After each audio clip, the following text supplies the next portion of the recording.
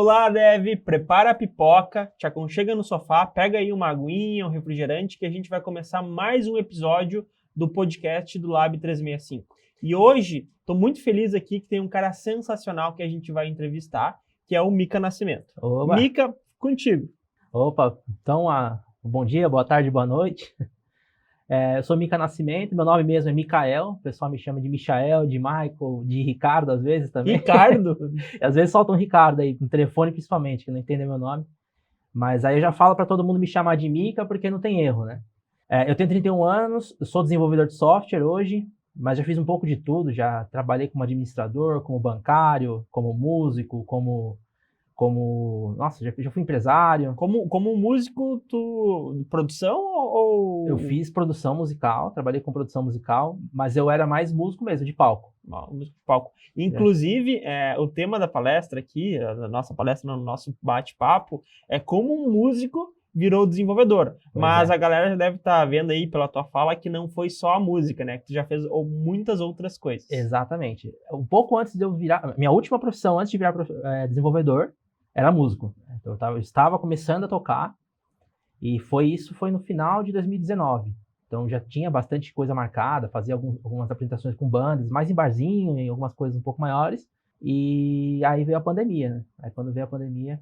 Mas antes ali da música, tu já trabalhava com alguma outra coisa, com desenvolvimento? Não, nunca trabalhei com desenvolvimento, mas eu fazia algumas brincadeiras assim em casa, fazia... Até nas empresas onde eu trabalhei, eu fazia algumas automações de Excel, algumas coisas do tipo, né?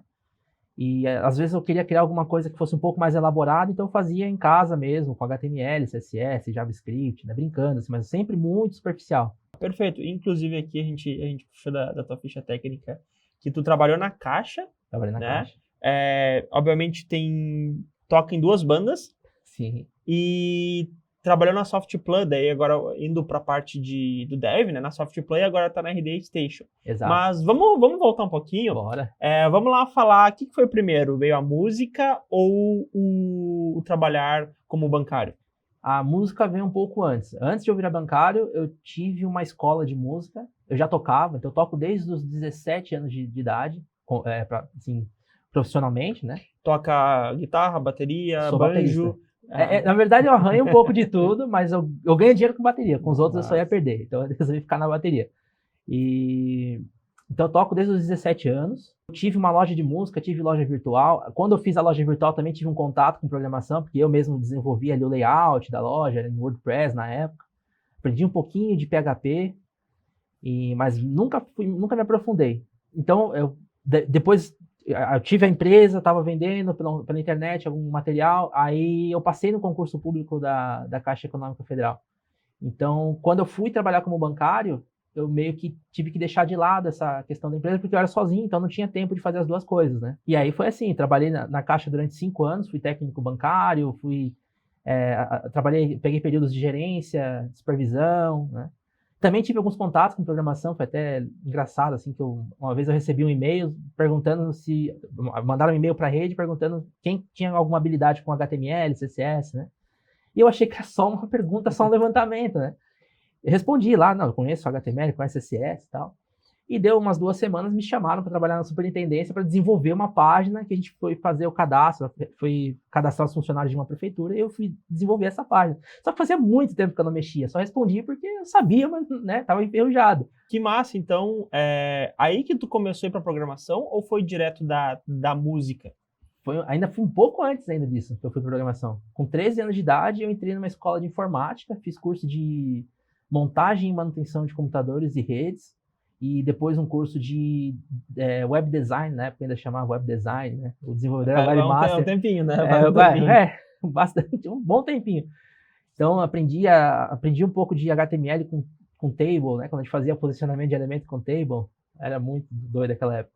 Tá, mas aí depois nessa linha temporal, tu de músico passou para ser bancário ou como tu do músico virou o programador, né?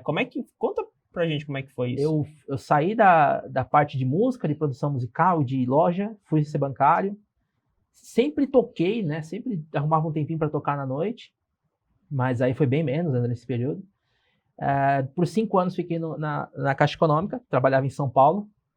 Aí quando eu resolvi me mudar para Santa Catarina, eu saí da Caixa Econômica, pedi exoneração do cargo e vim para cá trabalhar Nossa, tu pediu exoneração Sim, do pedi. cargo público. Exatamente. Coragem. Bastante. Na época foi bem, assim... Eu já tinha na cabeça que eu queria isso, então para mim foi bem tranquilo tomar essa decisão, né? Mas convencer os meus pais e tudo mais foi bem complicado, né? Mas deu tudo certo, aí vim para Santa Catarina. Aqui eu trabalhei como administrador numa empresa de crédito, continuei um pouco nessa área dos bancos, né? Mas agora como prestador de serviços de crédito. Trabalhei como administrador dessa empresa. E também continuei tocando aqui quando vim para cá. E aí meu sogro precisou de uma ajuda na empresa dele, eu saí dessa empresa de crédito, fui trabalhar como administrador geral dessa empresa do meu sogro, mantendo ainda um pouquinho de contato com música, mas nada que fosse profissional, né? Não tinha intenção ainda de ser músico, né? E quando deu tudo certo ali com a empresa do meu sogro, que estava tudo já mais redondinho, aí eu comecei a focar mais na música, que aí começou a virar mais coisas, começou a aparecer mais apresentações, né? Aí eu comecei, isso já no final de 2019, no começo de 2019, então lá pro meio de 2019 eu já estava fazendo mais apresentações do que, tava ganhando mais como músico do que como administrador. E aí eu comecei a fazer essa transição do administrador para música. Então tu chegou até o momento que tu saiu 100% da administração e ficou só com a música. Exatamente. Só com a música, né? Que é bastante coisa. E aí na época tu já tava nas duas bandas? Como é que funcionava? Não. Se tu quiser falar o nome das bandas aí, pra depois se alguém quiser te procurar. Eu sou músico da Big Band Vila Lobos, de Joinville, que é uma banda que faz parte da Escola de Música Vila Lobos, né? Joinville, pessoal, pra quem não sabe, fica em Santa Catarina, Isso, tá? isso. Pode ser que tem alguém de fora. Sim, isso. Aí eu sou músico da Big Band e sou músico numa banda chamada Coice de Mula Blues. Massa o nome. Nome doido. Então eu toco blues nessa banda, é uma banda mais de bar, né? De casa noturna. E a Big Band faz apresentações, principalmente em locais públicos, para escolas escolas de ensino infantil também, né? A gente leva muita música para a comunidade e tudo mais. Né? Tá, e essas apresentações, elas são, na época eram, né, mais durante o dia, durante a noite? As apresentações da Big Band são durante o dia, são mais no período da tarde, no final de tarde. Horário de escola, assim, de intervalo de escola, então 3 da tarde, 5 da tarde. Assim. E Tá. a da Coice de Mula é mais à noite. E aí vem uma pergunta que eu quero te fazer. O pessoal já deve ter pego que tu falou do ano de 2019, né? Uhum. E a gente teve aí uma paralisação em 2019, 2020, 2021, tá respingando 2022, né? Por conta aí da pandemia do Covid. Isso teve alguma influência depois na tua carreira de músico ou por talvez querer ir para a programação? Teve total influência. Quando eu comecei a tocar, quando eu comecei a vir mais pra música, até lembro de ter conversado com a minha esposa que eu precisava ter um plano B, né? E a minha esposa falou, olha, tenta programação. Então, em 2019... Ela é a culpada, então. Ela é a culpada. Então, em 2019, eu já... Enquanto músico, eu já comecei a fazer um plano B ali, né? Já comecei a estudar programação, tinha algumas coisas que eu estudava, para o caso de alguma coisa não dar certo, ou se de repente a música...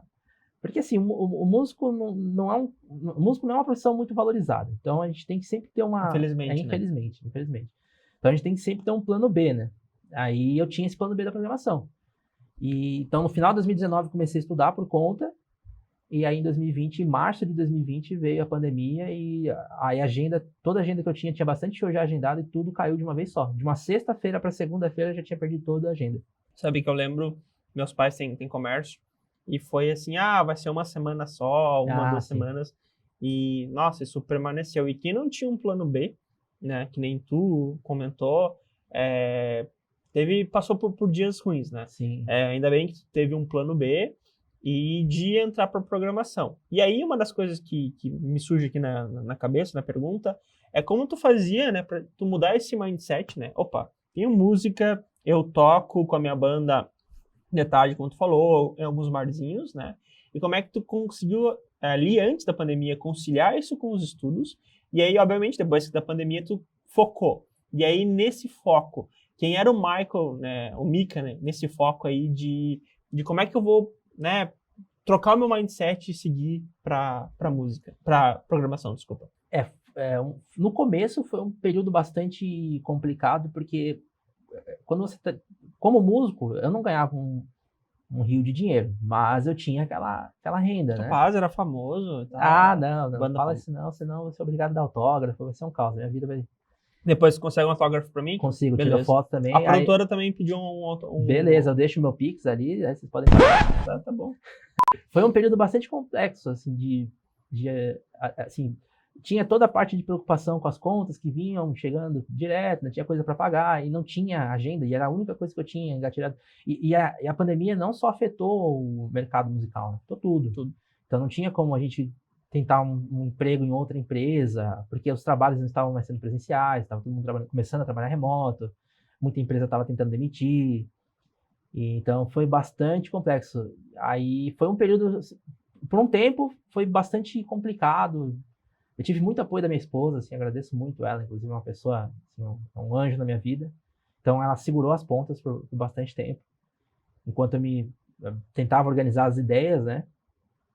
E o que eu fiz para poder passar por esse período sombrio foi focar nos estudos 100%. Então já estava estudando programação, e aí resolvi pegar todo o tempo que eu tinha, que era o dia todo, né, nesse primeiro momento, o dia inteiro, e focar em estudar programação. E aí sem plano de estudo, sem nada, era simplesmente sentar na frente do computador, assistir a videoaula, fazer o que estava sendo proposto no curso, né? Eu não tinha noção de como estudar ainda, só sabia que eu tinha que aprender aquilo e de alguma forma entrar no mercado o mais rápido possível, porque a gente até teve auxílios, né, que vieram do governo, que ainda deram uma bela de uma ajuda, mas aquilo ia acabar, né? Então tinha que estar preparado para quando o estudo acabasse, eu poder trazer de volta pelo menos uma parte da renda para casa. Então no começo foi bem complicado. E aí tem essa questão também de que eu não tinha muita intenção de trabalhar com programação, eu não gostava muito, sabe? Não descia. Sério? muito. Não Descia. Eu não consegui, eu achava que eu nunca conseguiria fazer as coisas que eu vi as pessoas fazendo na internet. E tu pensou em desistir? Muitas vezes. Eu cheguei a desistir várias vezes até 2019, né? Então, em 2013 eu fiz um curso e não segui na área. Em 2017 abri minha empresa, fiz o site e não continuei, né? Nas empresas que eu trabalhei, tanto na Caixa como nas outras empresas que eu trabalhei posteriormente, eu cheguei a desenvolver algumas coisas de Excel ou coisas mais simples de HTML, CSS, JavaScript, mas não segui, não tinha intenção de seguir. E aí, nesse momento, eu comecei a estudar bastante. Durante esse período também, eu tive bastante dificuldade, porque tinha toda essa preocupação de manter as coisas rodando ali, né? A família rodando, as contas sendo pagas e tudo mais, né? Então, por muitas vezes eu pensei, cara, não vou conseguir, porque é difícil, programação não é fácil. Então, quando a gente está no começo da jornada, muita coisa assusta. Mas eu não tinha outra opção. Então, eu foquei 100% do meu tempo nisso. E tu acha que ali naquele início, quando tu falou que desistiu algumas vezes, tu chegou a refletir o porquê? Se era porque tu tava muito solto, aprendi um pouquinho de HTML, talvez aprendi um pouco de Excel, que quem não sabe, a gente tem como programar dentro do Excel. Inclusive, tive um colega numa disciplina de IA, que o cara fez agora eu não lembro qual foi aquele que ele colocou, era backpropagation, ele fez alguma coisa dentro do Excel. E era lindo tu ver as células mudando. Então, gente, tem como programar dentro do Excel, do Google Sheets lá e tudo mais. Mas, enfim, voltando aqui do parênteses enorme, nessa parte de programação, lá atrás, tu tinha tipo um foco, porque hoje a gente tem, né, bem separado, tem o front-end, tem o back-end, tem o full stack que agarra todo mundo, tem DevOps, né? Uhum. Mas lá tu tinha essa noção ou era mais tipo, eu quero aprender a fazer um site, ou quero mexer com os dados, ou quero só a parte visual? Não, nessa época eu não tinha noção de nada, era só, para mim, desenvolvimento era aquela página HTML, botar umas figuras, montar uma coisa bonitinha e servir. Eu comecei a ter um pouco mais de noção de como funcionavam as coisas quando eu mexi com WordPress, que é um pouco mais complexo, aí entra mais a programação, né, com a questão do PHP, fala muito sobre loops, né, sobre consultas de banco de dados e tudo mais. Aí comecei a ter um pouco mais de noção sobre isso. Mas como programação... Mas o WordPress foi nessa linha temporal mais à frente. Foi no meio do caminho, em 2017, 2018. Na Caixa, né? Foi antes. Foi antes da Caixa, isso. Foi quando eu abri minha loja virtual. Aí eu tinha um blog, né, e com a loja virtual vinculada. Mas a programação, toda vez que eu entrava na programação, como nunca foi meu plano A, no mínimo de dificuldade que eu tinha, eu já desistia. Então sempre tinha alguma coisa, no começo a música ali, que era meu principal objetivo, depois a Caixa Econômica, né? Então, quando eu encontrava a mínima barreira, a menor que fosse, eu desistia. Então, nunca segui por conta disso. Mas esse virou depois o plano B que voltou a ser o plano A. E quando virou o plano A, e aí quando eu comecei a entender um pouco melhor, as coisas começaram a foram clareando com o tempo, né? Fui começando a entender como funcionavam as coisas, né? Talvez o que eu aprendi nesse período de pandemia, no começo da pandemia, era o que faltava aprender lá no começo da minha carreira como desenvolvedor para entender como funcionam as coisas, né? Porque depois me deu um estalo e a programação virou uma paixão. Até mais do que a música, inclusive. Então hoje é esse o plano A, Master, o plano A mais mais. O plano A mais mais, né? Hoje a música ela é um hobby para mim, completamente plano C, talvez, nem sei se B. Hoje eu sou músico por diversão, para descansar a cabeça, para ter alguma atividade diferente da programação. E o bacana da gente ver, né, como tu mudou esse teu mindset, né? Esse aqui era o teu plano, aí hoje acabou virando teu hobby, que talvez para ti seja até muito mais divertido, porque é o momento de tu descontrair, né? E aí tu pegou alguma outra coisa e trouxe como plano A, né? Então, para quem tá em casa, acho que fica até essa reflexão, né? Que não importa o que tu esteja fazendo, né? Tu sempre pode evoluir e aprender coisas novas, né? Sim. E uma coisa que eu queria te perguntar, que eu vi aqui na ficha também, como é que foi? Tá, vamos esquecer um pouco lá do WordPress, do Excel e tal, mas eu quero saber depois, quando tu começou a focar, como é que foi ver os primeiros projetos funcionando? E algum projeto que tu tenha feito, assim, que tu acha, nossa, isso foi a virada de chave? A virada de chave foi uma loja virtual. Mas assim, no começo, qualquer entrega que eu fazia, qualquer coisa que eu fazia funcionar, já era uma alegria. Era uma alegria. O Hello World no terminal. Nossa senhora, quando dá um console.log no JavaScript bem bonitinho, Hello World, aquilo já era uma alegria. Mas os primeiros projetos que eu fiz eram projetos MVP, né? MVC. Pode falar aqui que é MVC para quem... MVC é aquele padrão Model View Controller. É basicamente você ter dentro do mesmo projeto o back-end e o front-end funcionando. Então, o próprio back-end serve o teu front-end. Ele renderiza as suas telas, né? Ele serve as suas telas a parte visual da sua aplicação. E eu usava Express, que é uma framework de JavaScript para desenvolvimento back-end, né? E servia usando os templates, Template Engine, que são as ferramentas que fazem a renderização da tela. Aí eu usei EJS, que é um Template Engine de Express muito famoso. Usei um chamado Pug também, que é bem legal. Então o primeiro projeto que eu fiz foi uma loja de surf, que funcionava mais ou menos como um LX, mas mostrava no mapa, assim, a pessoa criava um anúncio, aí mostrava no mapinha onde que estava aquele anúncio, né? Então, foi bem legal, mas o que virou a chave mesmo foi um projeto de loja virtual, de carrinho de compra, que eu fiz durante um treinamento. E foi um treinamento muito, muito legal, assim, porque a gente tinha um conteúdo, um material impresso, né, um material escrito, e aí um dia determinado da semana tinha era liberado um vídeo, e depois a gente tinha um projeto. Então, meio que a gente tinha que correr atrás do que ainda estava faltando de conhecimento, né? Para poder encaixar tudo e fazer aquilo funcionar. E eu consegui fazer, e era um treinamento de React. Foi a primeira vez que eu tive contato com React. Quando eu entreguei aquele projeto, que deu tudo certo, que eu consegui nota, para mim foi, assim, a virada de chave. Agora é isso que eu quero, é isso que eu vou ser. Tu falou ali, eu tinha que correr atrás e trazer as coisas. Sim. Eu já vi muitas pessoas que acham que a programação eu vou sentar aqui na frente do computador, vou olhar essa aula e por magia do universo, por osmose, pelo JavaScript que está sendo inalado ali, eu vou aprender. Tu acha que tem alguma diferença, tipo, de tu correr atrás, pesquisar e aprender, né, e complementar aquilo que tu tá, seja lá que tu tá fazendo um curso, tá aprendendo sozinho, né, ou tu acha que é mais importante só ficar ali vendo uma videoaula ou algo do tipo? Não. Né? O que funcionou para ti? Eu acredito que você ir atrás daquele conhecimento, sempre daquele passo extra, é o mais importante. É legal você ver o treinamento, você ver o curso, porque ali é onde você vai ver as coisas pela primeira vez. Então, tu vai saber que aquilo existe. E depois, tu precisa pegar aquilo ali e tentar aplicar em outros contextos. Então, é nesse momento de você buscar o conhecimento por conta própria que você vai aprender realmente. E aquilo vai ser absorvido e vai ficar na tua cabeça. Então, é muito importante a pessoa tentar fazer as coisas por conta própria, buscar o conhecimento por conta própria, sabe? Ser proativo, né? Ser proativo, exatamente. Eu acho que é o mais importante de tudo. E não ter medo de errar, né? A frustração também faz parte do processo. Certeza. Mas o erro, ele traz muito aprendizado. Então, você aprender a errar é um ponto-chave do Não foi até Thomas Edison que disse, não tenho uma chance de inventar a lâmpada, mas eu tive 999 chances de não inventar a lâmpada. O pessoal pode até me corrigir no chat se eu estiver errado, mas se eu não me engano foi, né?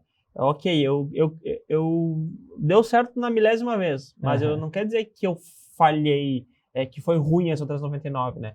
Foi que eu criei outras formas de não inventar a lâmpada, né? Exatamente, então, exatamente. Então aprender.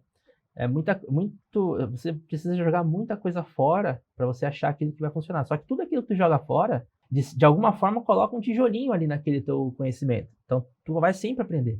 Com alguma coisa tu aprende, sempre. E voltando ali no aprendizado, a gente brincou ali do JavaScript, tu falou do React, tu falou do WordPress, que é em PHP, né? E hoje, o Mikael de hoje, ele é full stack, ele é front-end. E fala aí pra galera quais são as tecnologias que tu trabalha, as que tu mais gosta, as que tu menos gosta. Se não quiser falar pra não gerar polêmica, as que tu menos gosta, não precisa, tá? Que eu sei até o que tu tá pensando aí, né? Não vou falar que eu não gosto da Ionic. Não vou falar que eu não gosto. Brincadeira. Não, na verdade, assim, eu não tenho tecnologia que eu não goste, sabe? Eu gosto de aprender tudo que é novidade para mim. E isso até é um pouco complicado, porque a gente não tem 200 horas por dia para fazer tudo, né? Então a gente tem que ter um pouco de foco também. Hoje eu trabalho com React, eu sou desenvolvedor front-end na RD Station, mas eu também tenho alguns projetos paralelos que eu faço. Eu tenho um CNPJ aberto, então eu pego alguns projetos extras, né? O famoso freela. O famoso freela. Então, eu tenho freelas, aí nos freelas eu tento não pegar projetos com React. No freela eu tento pegar o projeto com outra coisa, porque aí eu consigo me manter atualizado em toda a stack, né? Eu gosto de ser full stack, mas no meu trabalho do dia eu sou front, nos meus freelas aí eu trabalho com mobile, eu trabalho com back-end, né? Aí no back-end tu trabalha com... Hoje eu faço mais coisas com Node, JavaScript, né? Que é o que eu tenho mais afinidade. Mas eu tenho conhecimento, eu já desenvolvi API com C#, eu já desenvolvi API com Java também. Né? E para quem está iniciando, tu deu as dicas ali, né, de como tu focava e tudo mais, mas para quem está iniciando, tu acha que é melhor a pessoa iniciar no back-end com Java, com Node, com C#? O que o Mika diria assim para... Eu acho que eu tenho uma opinião que é um pouco diferente da maioria das pessoas. Eu diria para a pessoa começar com JavaScript. Tanto no back-end como no front. Porque o JavaScript, para quem vai trabalhar com desenvolvimento web, ele vai entrar na vida da pessoa em algum momento. Então, tu ter essa noção dele funcionando no front-end e no back-end te dá um conhecimento maior, dá um conhecimento mais consolidado em todas as ferramentas que a API, que o JavaScript disponibiliza para você. E quando você aprende uma linguagem de programação, acho que o mais importante do que aprender a linguagem de programação é você aprender as estruturas que são básicas para todas as linguagens, né? Então, por exemplo, estruturas de repetição, condicionais e tudo mais, né? Então, mas e não fica um pouco complicado no JavaScript tu pegar o PO, né, a programação orientada a objeto, porque é mais funcional a linguagem, né? É que assim, o PO, ele é uma coisa, a programação orientada a objeto é uma coisa um pouco mais avançada. Então, para quem está começando a programar, é um pouco complexo a pessoa entender, principalmente a questão dos pilares do PO, né? Que é a herança, polimorfismo, abstração e... Herança, polimorfismo, abstração e... Sempre esqueço de um. A edição vai ter que aplicar aqui, né? Os pilares da programação orientada a objeto, que é herança, polimorfismo, encapsulamento e abstração. Então, é um pouco complexo para quem está começando em programação entender todos esses pilares, né? E para você desenvolver bem a programação orientada a objetos, eu entendo que você tem que saber, assim, ter um conhecimento legal nesses pontos, porque você vai trabalhar com isso o tempo todo. Então, quando você entra num estudo já usando Java usando uma linguagem C#, por exemplo, você vai passar por isso e isso pode assustar um pouco. Isso aconteceu comigo já com JavaScript e me tirou da programação, né? Então, na tua percepção, é interessante a pessoa aprender a lógica de programação com alguma linguagem e depois, eu quero ir para o web ou para alguma coisa que eu precise utilizar classes e aí ir para PO? Sim. Eu assim, se fosse falar para uma pessoa que quer ser programadora mesmo, que Vai quer fazer conta, eu hoje não sei nada e eu quero começar hoje. Qual é a dica que tu me daria? Cara, olha só que louco. Eu falaria para você começar trabalhando com pseudolinguagem e estudar um pouco de Portugal para poder entender estruturas de dados, estruturas de programação. Entender sobre condicionais, entender sobre laços, né? Entender sobre funções, porque são conceitos que são aplicados em todas as linguagens de programação. Então, uma vez que tu aprende essa parte mais basilar da programação, tu consegue trazer isso para qualquer outra linguagem. Aí depois tu consegue escolher uma linguagem de programação que te agrade mais. E sempre se manter atualizado com outras linguagens, né? A gente estava até conversando ali no início, antes de começar a gravar, do JavaScript, como teve, né, a mudança ali do ES6 em diante. A gente conversou sobre o Angular, que mudou bastante.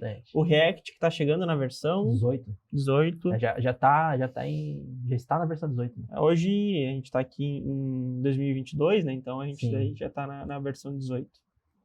E fiquei sabendo aqui também que, inclusive, tu deu uma entrevista, na verdade, pra Globo, né? Foi. Que bacana. E foi por quê? Por conta da música, do Mikael músico, do Mikael bancário, do Mikael desenvolvedor? Foi um pouco de tudo, né? Foi por conta da minha transição de carreira. A jornalista da Globo entrou em contato para fazer algumas perguntas sobre a transição, né? Eles estavam fazendo uma matéria sobre o mercado de trabalho na área de TI, né? Que é um mercado que está super aquecido, ainda está super aquecido, né? Mesmo com essas novas mudanças aí que a gente teve no mercado recentemente. Mas aí eu falei justamente sobre essa transição de músico para desenvolvedor. E foi engraçado, porque eu achei que essa notícia ia passar no jornal local aqui de Santa Catarina, né? E passou no jornal da Globo, cara. Então foi muito doido. Assim. E um amigo que avisou, cara, você passou na Globo. Tá na Globo. Como assim passei na Globo? Aí eu fui ver a matéria, ficou bem legal, foi bem interessante. Umas coisas, assim, quando eu fui pra área de programação, começou a acontecer muita coisa doida, assim, na minha vida. Eu já ouvi falar também que a música, já ouvi não, acho que todo mundo sabe um pouco disso, que a música tu tem que ter aquela disciplina, né? Bastante. E tu acha que isso na programação tu precisa? Bastante. E a lógica, por exemplo, assim, uma pessoa que toca violão, tem que ter uma lógica dos acordes, de onde inicia e tudo mais. Tu acha que o teu lado músico te ajudou a se desenvolver mais rápido na programação? Tu conseguir entender mais os conceitos, né, de lógica? Eu não sei se na questão da lógica de programação, mas na questão de como estudar ajudou um pouquinho, né? Porque eu já tinha esse... porque é muito diferente também. A música era uma coisa mais corporal, mais muscular, né? Então, para tocar bateria, eu tenho que estudar movimento. Então, são memórias musculares que eu tenho que trabalhar.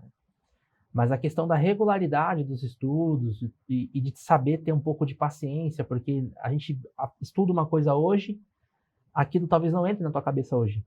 Exato. Então, daqui a um tempo, aquilo vai fazer sentido. Então, talvez nesse ponto tenha ajudado, sim. E na questão de criatividade também, porque a música trabalha muito a criatividade, né? E quando a gente vai resolver problemas na programação, isso também faz bastante sentido. Com certeza, né? Tu tem que resolver o problema, tu tem que ter um pensamento mais analítico ali, exatamente. Né? E a música também traz isso bastante. Isso pra gente, né? Sim. E por que o teu primeiro projeto foi uma loja de surf e não uma loja de equipamentos musicais? Cara, o meu primeiro projeto foi de surf porque eu segui o treinamento. Mas, para todo projeto que eu faço, eu sempre aplico em alguma coisa que faça parte do meu contexto. Então, sempre repito o projeto, mas utilizando outro contexto, né? Eu comecei a fazer uma loja de anúncios de instrumentos musicais no mesmo molde. E, inclusive, eu tive que fazer bastante adaptação, porque esse curso foi feito por um americano, então tudo era baseado nos Estados Unidos, né? Inclusive o mapa que mostrava lá os pontos era tudo baseado nos Estados Unidos. E aí eu tinha que fazer a adaptação daquilo tudo para para o Brasil, né? Então eu comecei a fazer, só que eu acabei nunca terminando de fazer, porque aí começa a estudar outra coisa, aí começa a acumular coisa e não termina, né? Esse é um problema, né? Porque... Um problema bom, na verdade. Né? Que a exato. programação, assim, hoje tu tá estudando React, um pouco tu tem o Vue, isso falando pro front-end, né? Sim. Aí tu tem o Angular, aí lá no back-end tu tem Java, tu tem JavaScript, tu tem C Sharp, aí lança um framework novo, aí tu quer testar, e a gente tá sempre assim, ó, eu quero tudo, né? Mas eu acho que a gente também tem que ter um pouquinho de foco, né? Porque... bastante foco, principalmente para quem tá começando, porque para quem tá começando e dá de cara com esse monte de tecnologia, e aí sempre tem aquele amigo que gosta mais do Java e fala, vai estudar Java, aí o outro amigo fala, não, olha o Python, aí vamos lá, todo mundo... E a pessoa fica perdida. Que no nosso episódio 1 aqui, eu fiz mais ou menos a mesma pergunta, né? Qual que tu indica? E aí o pessoal falou, não, vamos pro Java. E eu já fui pro JavaScript. E eu tenho uma perspectiva um pouquinho diferente, tá? Se tu me perguntar, eu diria pra pessoa ir direto pro Python e não pro Portugal. O Python eu não conheço a sintaxe, mas eu sei que muita gente fala que ela é uma linguagem simples de entender no começo. Ela parece um Portugal, e aí por que eu brinco com isso, né? Quer dizer, não, obviamente, se tu tá em casa aí ouvindo e tu tá no Portugal, não desista, tá? Mas eu gosto muito de falar no Python porque ele é fácil, em qualquer lugar tu consegue interpretar ele, né? Sim. Tem o Google Colab lá, que é de graça, né, pra te utilizar, e ele tem uma sintaxe muito parecida com o Portugal. Sim. E tu já consegue ver o resultado imediato, que eu acho que isso te traz uma sensação de alegria, né? Fiz um loop aqui e consegui ver ele inteirando, né? Sim. Começa a trabalhar a lógica. Tem uma outra linguagem que é parecida com Python, que é Ruby, que também tem uma sintaxe bem amigável. Então, é até legal que eu tive essa impressão quando eu vi a linguagem a primeira vez, parece que a linguagem conversa contigo. Então, tu tá lendo um código, parece que tu tá conversando com o computador. Então, é uma linguagem bem legal também. Só que eu não tive muito contato ainda com Ruby para dizer assim, ó, vai para Ruby. Porque eu preciso entender um pouco mais, de repente tem alguma coisa que é um pouco mais complexa para quem está iniciando, né? E uma coisa que tem em comum entre todas, né, e eu também queria ver a tua perspectiva a respeito, é o inglês. É um divisor de águas ou não é? Quem está em casa agora aprendendo precisa separar um pouquinho tempo por dia? Precisa. O inglês é tudo na programação, né? A maioria das documentações... Pode ir, já pego. Daqui a pouco eu pego. As documentações das frameworks, das bibliotecas, das maiores, das mais utilizadas, estão em inglês, né? Hoje a gente consegue bastante coisa em português também. Mas, por exemplo, tu tem uma dúvida ou tá com algum problema, quando você consulta na internet, você vai achar a resposta em fóruns em inglês. E a própria sintaxe da linguagem tem comandos em inglês. Então, o inglês hoje é quase que básico para programação. Tu não precisa ser um cara fluente, né? Não precisa ser um expert. Mas o básico tu tem que saber. Palavras-chave, né? Sim. Fica até como dica, tem muitos treinamentos até, né? Na internet tinha um podcast que eu ouvia que era o ESL, né? ESL, que é English as Second Language. Que é uma pessoa que vai falando devagarinho, tu vai absorvendo, né? Porque para programar tu não precisa ser um intérprete em inglês, né? Mas tu tem que aprender um pouquinho. Isso também entra um pouco no contexto das soft skills, né? De não ser só aquele cara que sei programar, só ótimo, mas saber um pouquinho de inglês para poder entender a documentação, se comunicar, a comunicação. E eu acho que o mais importante, né? A resiliência, porque quanta coisa aí muda muito rápido e a gente tem que estar... Exatamente, o mundo está muito globalizado também. Então, provavelmente você vai trabalhar num projeto, em qualquer empresa que trabalhar, tu vai trabalhar num projeto que é internacional também, né? Então, que é um sistema que vai ser distribuído em outro país, que vai ter desenvolvedores de outros países trabalhando contigo. Então, muita coisa do código, nome de variável, nome de função, classes, tudo isso provavelmente vai estar em inglês também. Então, o inglês ele é inevitável em programação. Então, para mim é um aprendizado básico. Né? E hoje é fácil de aprender, né? Hoje tem bastante fonte, né? Tu falou desse podcast, tem alguns aplicativos também. Tem vários aplicativos. Consegue aprender. E uma das coisas interessantes aqui, né? Já que a gente saiu um pouco do mundo hard e foi para o mundo soft, uma coisa que eu costumo falar para as pessoas é que tuas vivências passadas podem te ajudar na tua vivência do lado soft skill, né? Uhum. Por exemplo, tem alguma coisa... Tu falou que foi bancário, né? Trabalhou num banco. Provavelmente tu conversava com as pessoas. Sim, atendimento ao cliente. E tu acha que esse atendimento te ajudou hoje a se comunicar na programação? Demais. Muito. Eu era muito tímido. O único momento onde eu não sentia vergonha era no palco, como músico. Então, até para apresentar trabalho no colégio, era uma dificuldade. E quando eu fui pro banco, aí não tinha outra opção, né? Era sentado na mesa ali e atender o cliente o dia todo. Aí isso ajudou muito, né? Então, hoje eu ainda sou tímido, mas hoje tenho muito mais desenvoltura para falar ao público. Vou falar assim, na frente das pessoas. E falando também, às vezes, com diversos tipos de pessoas, né? Porque, Sim. às vezes, lá no banco, tu vai pegar um cliente que tá feliz lá, que vai abrir uma conta, mas, às vezes, tu vai pegar um cliente que tá triste porque pagou uma taxa de juros mais alta, né? Então, Sim, sim. essa desenvoltura. Sim. É uma habilidade você acaba desenvolvendo uma habilidade de mediação, que é muito importante em qualquer ambiente, né? E quando você trabalha com programação, tu também está tendo contato com desenvolvedores, que têm outros pontos de vista diferentes do seu, né? E vocês precisam trabalhar como um time para achar uma solução para um determinado problema. Então, tu tem que saber ali que são pessoas diferentes, com contextos diferentes, pensamentos diferentes. Então, essa habilidade de mediar, de ser um mediador também de conversa, é muito importante, né? Se você vai para programação e de repente está assumindo um cargo de Product Owner, um cargo um pouco mais gerencial, tu vai ter contato com a direção da empresa, com o cliente. Então, a habilidade de comunicação é muito importante também. É uma das soft skills mais importantes na programação. Antigamente, tinha muito o caso do desenvolvedor ficava lá quietinho na dele e não tinha muito contato com ninguém, né? E hoje, até pela questão de desenvolvimento ágil, de agilidade no trabalho, então tu tem o tempo todo contato com o time, então a comunicação é muito importante. Então, o trabalho no banco me ajudou muito a desenvolver essa parte de comunicação. Que legal. E tem mais alguma coisa que tu acha, assim, que os outros trabalhos, tanto na música quanto no banco, agregam hoje, que às vezes tu nem tenha percebido, assim, sabe? Da música tem a parte da criatividade, né? De você ter a habilidade ali de saber sair de um determinado problema com criatividade, com agilidade, né? Da parte dos outros trabalhos, como eu trabalhei como gestor, então tem essa questão de me preocupar também com números, com orçamento, né, de achar a melhor solução possível com o menor custo possível, né, que satisfaça a necessidade do cliente ou a necessidade do projeto.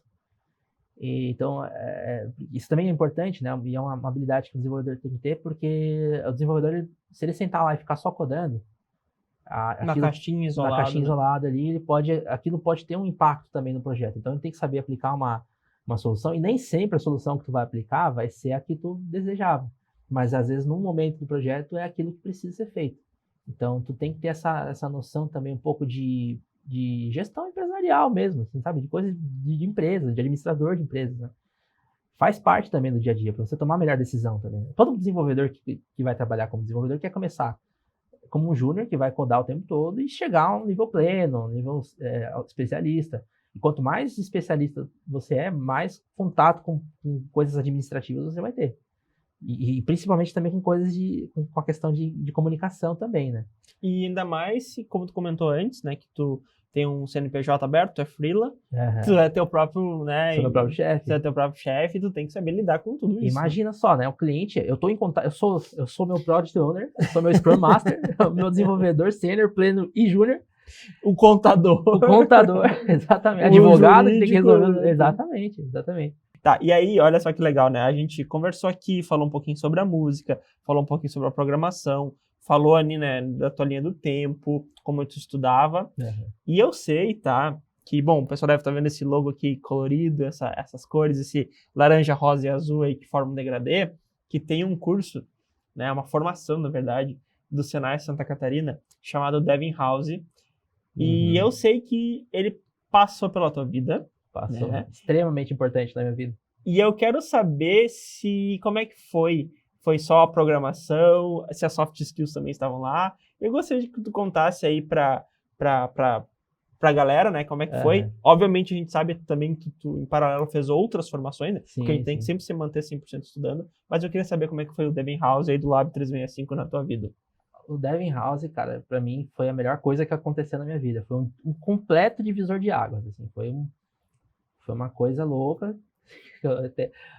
Assim, é até difícil de falar, porque eu entrei no Devin House assim, foi muito sem querer, mas muito sem querer. Sério? Muito sem querer. Não que eu não queria, foi acidental. Foi muito acidental. Uma esposa de um amigo meu, ela compartilhou no LinkedIn um anúncio E eu falei, legal, um curso de programação, tô indo para essa área, né? Vou me inscrever. Aí me inscrevi. E assim, eu sempre tive noção de que o Senai é uma instituição extremamente séria, né? E para mim, eu falei, vou me inscrever, mas é difícil entrar no Senai, né? É complicado. Mas tudo bem, tô inscrito. Eu já fazia algum freela de programação, mas era uma oportunidade se eu conseguisse passar, era uma oportunidade de aprofundar meus estudos. E eu tinha esquecido que eu fiz a inscrição. Caramba. Aí no dia da prova, eu tava vendo minha caixa de e-mail e vi lá, ó, hoje às 8 horas da noite, eu acho, não lembro, é o dia da prova. Aí eu falei, meu Deus do céu, não estudei nem nada. Aí eu fui lá e fiz a prova e passei, né? Então foi muito doido. E eu tava ainda naquele momento de pandemia, que foi em 2020, foi no final de 2020 isso, né? Pelo que eu me lembro, 2019 ali. 2019 eu me lembro que passei férias, então tava as coisas funcionando. Mas eu me lembro que no iníciozinho de 2020 deu lockdown, né? Sim. Fechou tudo. E aí no final de 2020, lá para julho, agosto, foi o processo seletivo, eu passei. E, cara, foi uma das experiências mais incríveis que eu já tive. Foram 9 meses? 9 meses de estudos. Todas as soft skills que eu uso hoje no meu trabalho, eu tive contato no Devin House. Foi algo completamente diferente de tudo que eu já tinha feito de curso de programação. E olha que eu tinha feito bastante curso de programação. Foi na modalidade EAD, e eu já tinha feito minha graduação em EAD, então eu sou administrador de empresas formado através do EAD, e foi completamente diferente também. E foi muito legal. Assim. Foi um programa que trouxe, além de acrescentar ao que eu já sabia de hard skills, né? Porque a gente pega todo o ciclo, é um curso que pega todo o ciclo de desenvolvimento, desde do front. Começou com o front, né? Começou com o front. Front, back e full stack. Né? Exatamente. Então pegou todo o ciclo, então muita coisa eu já sabia, muita coisa eu aprendi, mas o mais importante de tudo foi ter tido contato com pessoas incríveis ali dentro. Tanto com os professores e principalmente os colegas. Eu cheguei a formar sociedade com alguns colegas ali, com um colega em especial. A gente fez muitos projetos paralelos, assim, por fora do curso. Mas eu conheci pessoas incríveis, eu tenho contato com todos eles até hoje, assim, o pessoal que terminou principalmente, né? E, cara, assim, ali eu vi o potencial do Devin House, né? Porque eu entrei lá já sabia alguma coisa de programação. Teve gente que sabia menos do que eu. E todos saíram no mesmo nível. Todo mundo saiu como desenvolvedor. E como é que era esse dia a dia? Era aula todos os dias? Todos os dias. Todos os dias a gente tinha aula. No começo eram 15 minutos de daily. Aí depois entrava aula às 19 horas, aí até às 21, e das 21 às 22 horas era tira dúvida. Isso todos os dias durante os 9 meses. Só as dailies que depois de um tempo foi reduzindo para uma vez por semana, mas enfim, a aula foi a mesma estrutura até o final do curso. As dailies, para quem não está ambientado ainda, faz parte do Scrum, né? Faz parte do Scrum. E aí é uma metodologia ágil aí de tu aprender. Isso. E o Devin House ele é legal porque ele te trata como se fosse um colaborador de uma pequena empresa Devin House desde o primeiro dia de aula. Então, tu deve ter feito exercícios no Trello como se fosse um Kanban board. Sim, exatamente como um Kanban board. Exatamente. E a dele era justamente para fazer isso, para acompanhar isso. E além das aulas, as aulas eram com especialistas de empresas, não era? Todos do mercado. Trazendo coisas do mercado para aula. E isso foi alguma virada de chave na tua vida? Completamente. Completamente, porque quando você está na parte acadêmica da coisa, quando você está estudando os cursos de outras plataformas, o professor ele já prepara um projeto com tudo que é o mais ideal, com tudo que é o mais bonitinho. Não tem os pepinos do dia a dia, tu não vê problema acontecer. Então o professor já está com o projeto pronto, ele monta para você de novo o projeto ali. Aí tu tem a impressão de que aquilo está sendo feito na hora, né? E até atrapalha um pouco isso, porque você fica pensando, cara, como que esse professor chegou nessa conclusão para escrever esse algoritmo? Aí você começa a pensar, eu nunca vou chegar nesse ponto. Eu nunca vou conseguir pensar desse jeito. Isso é verdade, né? Sim. Pra pensar. E aí, quando eu fiz o Devin House, o professor errava na nossa frente. Como já diria Faustão, quem sabe faz ao vivo. Quem sabe faz ao vivo, bicho. E o professor errava na nossa frente. E aquilo era sensacional, porque a gente falava, pô, pode errar. E tu erra hoje? Muito. Eu acho que eu mais erro do que eu acerto. Olha aí o Thomas Edison, né? Milhões de formas de não inventar. Talvez até um pouco mais do que Thomas Edison. Ele errou 99, talvez um pouquinho mais. Mas é isso, né? É o aprendizado, é a prática, é tu ser persistente e Sim. querer fazer as coisas. E eu sempre falo, errar faz parte do aprendizado. Então errem. Errem porque faz parte. É Fez toda a diferença. quem só fica olhando ali e não Não vai pratica. aprender. Sabe que eu gosto de falar que é que nem tu andar de bicicleta, né? Se tu não... Tem um slide de uma moça que trabalha com a gente do pedagógico, que ela mostra um cachorrinho andando de bicicleta. E é um slide, um GIF, um vídeo. Eu acho que tu deve ter visto alguma vez. O cachorrinho realmente andando de bicicleta, tá? O que ela quis dizer com isso? Que tu pode ter 500 aulas de física, aerodinâmica, de tudo para aprender a andar de bicicleta. Agora, se tu não pegar a bicicleta, não subir em cima e não pedalar, Exatamente. tu não vai conseguir. Até o cachorro que não sabe física aprendeu, né? Então, essa prática, o errar, vai cair? Vai se machucar um pouquinho? Vai, faz parte do aprendizado, né? E esses cursos online e vídeos, eles têm um pequeno problema que é não mostrar todo o processo, né? Então mostra lá o cachorrinho andando de bicicleta, mas não mostra quantas vezes o cachorro caiu dessa bicicleta. Quantas vezes aquele professor do curso tradicional fez aquele algoritmo, errou 500 vezes para chegar no modelinho e quantas vezes ele não desligou o computador e foi dormir de cabeça quente e sonhou com a resolução do problema? Acontece contigo direto.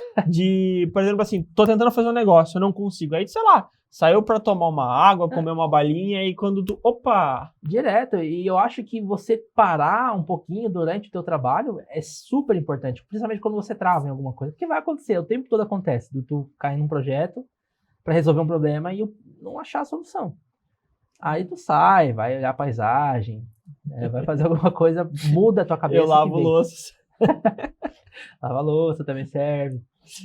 Então vamos lá, vamos recapitular. O músico que virou desenvolvedor, né? Como o músico virou desenvolvedor? Persistência, foco. Rotina, né? Persistência, foco, rotina, resiliência. Olha, eu não consigo. Resiliência. E o focar nos estudos, assim, tu tinha um tempinho certo ou era... Quando eu estava desempregado, meu tempo era, enquanto eu estivesse acordado, eu ia estudar. Mas isso não quer dizer que eu também estudava da melhor maneira possível. Então, Sim. Por muito tempo eu fiquei rodando em círculo. Eu acho que se eu tivesse montado um plano de estudo e focado meu estudo em alguns pontos, eu poderia muito bem estudar 1 hora por dia e teria evoluído mais rápido do que eu evoluí nesse período. Né? Também o estudar... Isso é muito interessante, tá? O estudar fora o momento, sei lá, se você tá fazendo um curso, aí, sei lá, tu vai ter 1, 2 horas de curso, tu precisa também separar um tempinho no teu dia a dia pra mim, estudar, né? O estudar que tu tá falando.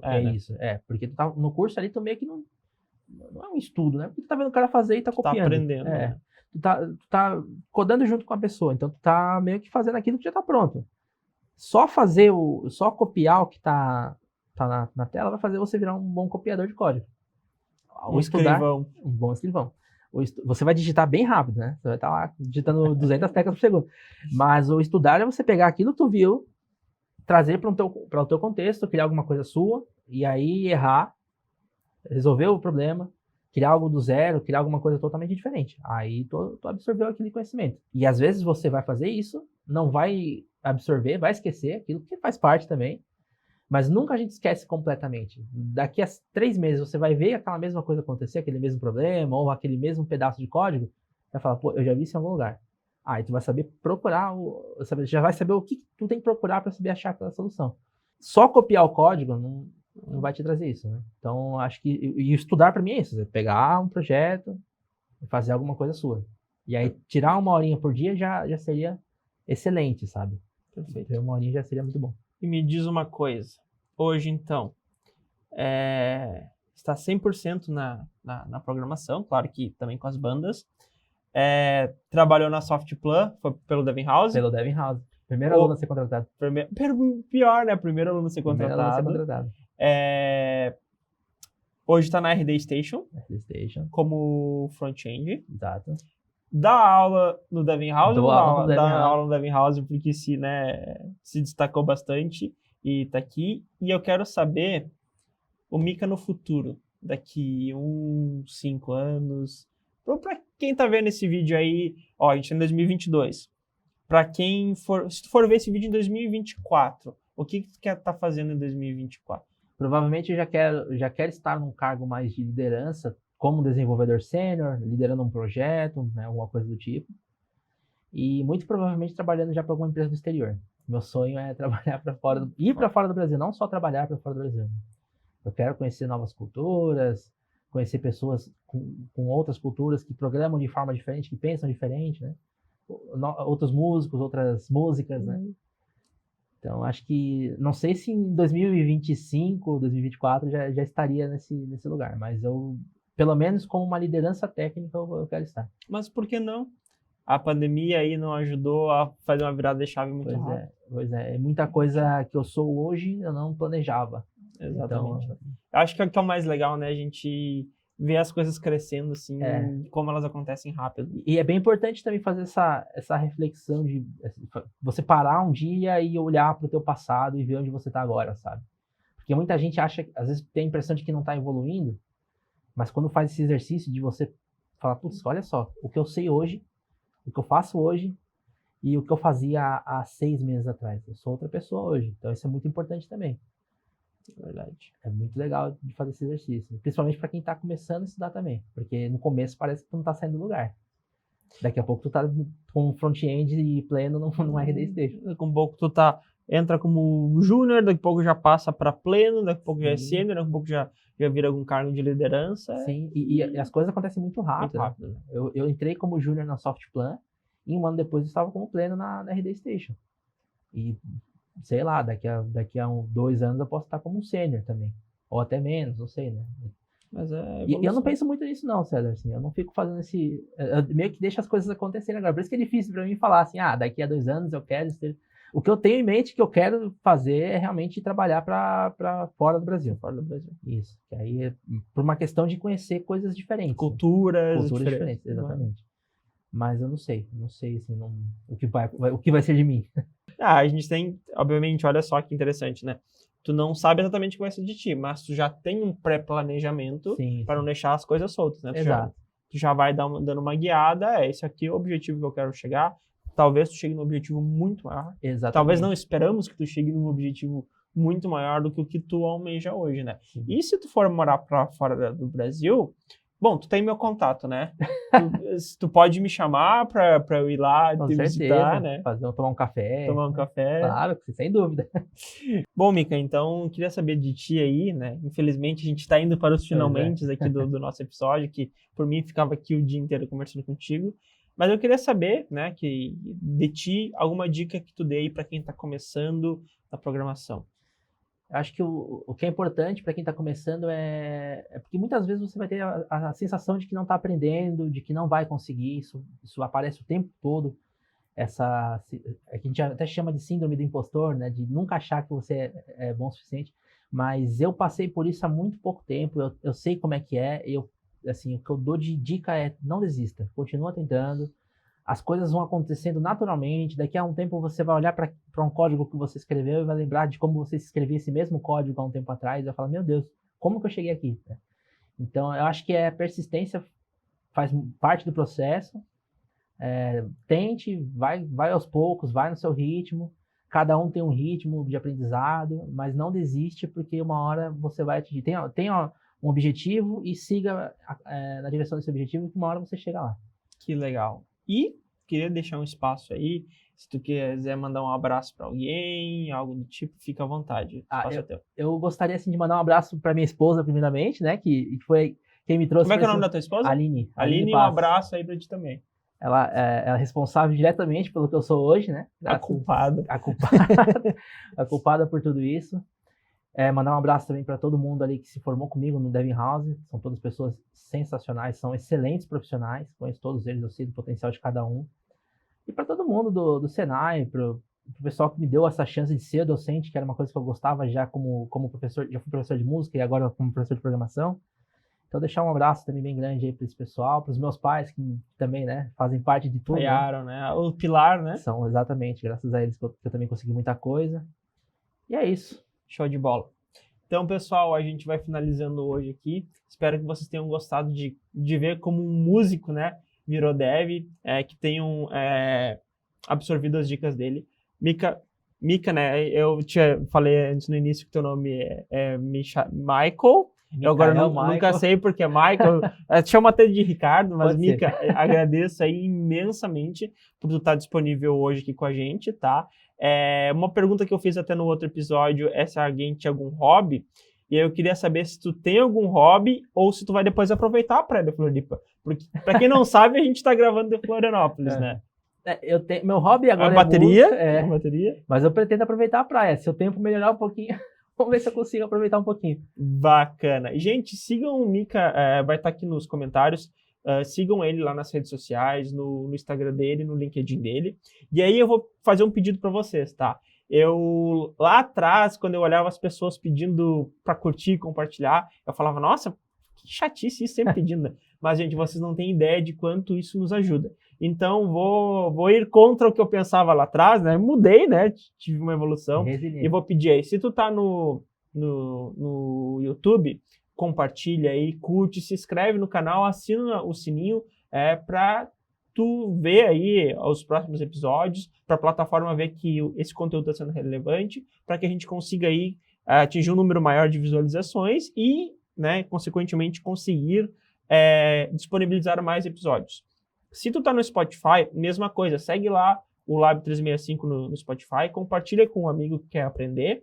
E aí, queria também falar que semana retrasada, eu estava num evento em São Paulo, e aí eu conversei com a Bárbara, que é Partner Manager do Spotify. E ela me comunicou que já está funcionando, Mika, os videocast no Spotify. Então esse vídeo não vai estar só em áudio, vai também estar em vídeo, esse podcast não vai estar só em áudio, vai também estar em vídeo tanto no YouTube quanto no Spotify, e tu também pode aí só ouvir, né, caso tu esteja no trânsito ou algo do tipo. Um abraço, gente, e até a próxima.